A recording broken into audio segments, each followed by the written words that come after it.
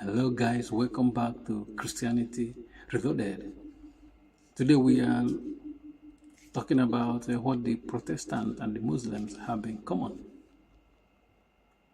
You know, some people might get livid, especially some Protestant Christians that I'm trying to imagine how what the Muslims and them they got in common.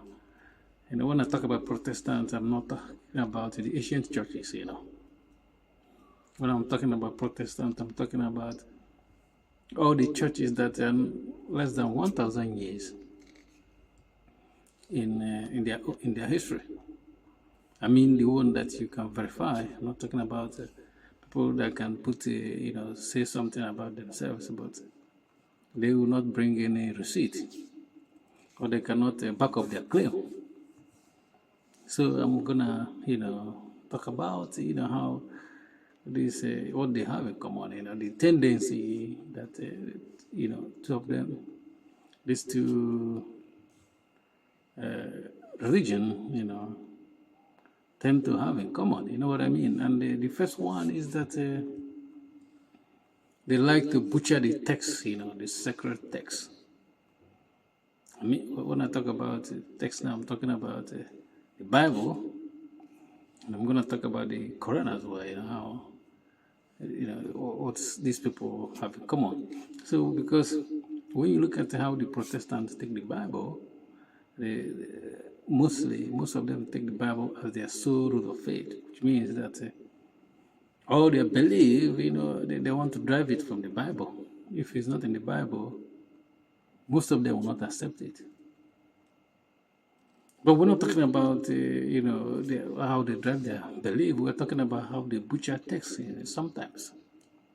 Let me walk you through to this one particular text, this when they read it in the Bible, which is in the Bible, the Protestant will try to downplay it and say that Jesus didn't mean what he said there.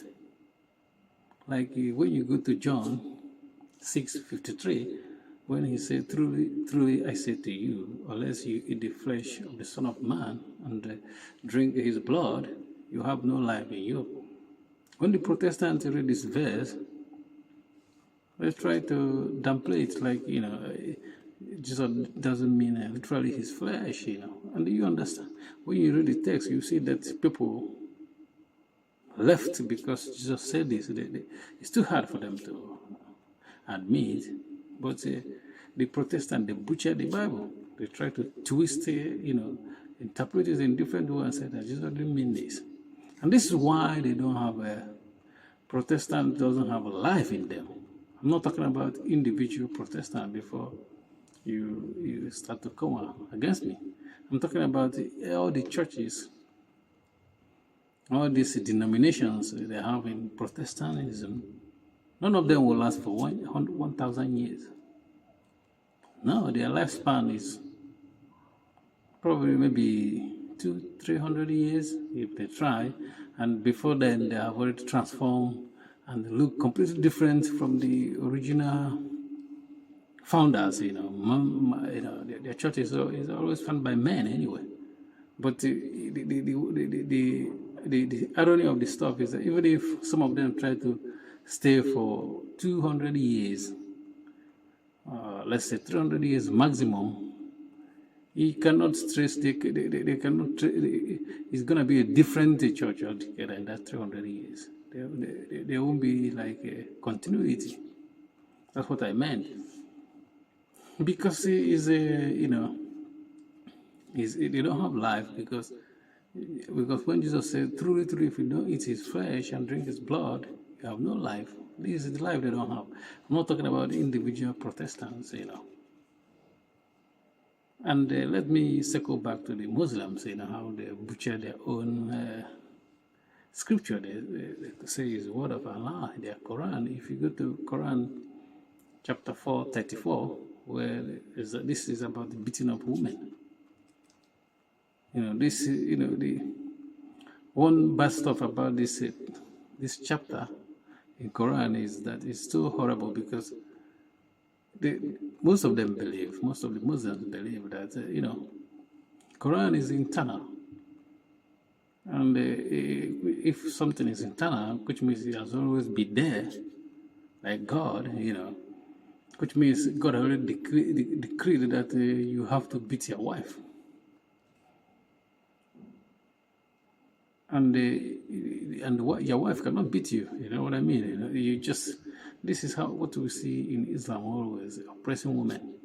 And they will downplay it. And let me talk about, because we are still talking about downplaying the text. When you show Muslim this text, this verse, they will downplay it and say, some will say, you just teach, tapping a woman, not beating it. Tapping a wife, you don't have to beat. It's not talking about beating a woman, severely. Just beat her small, a little bit.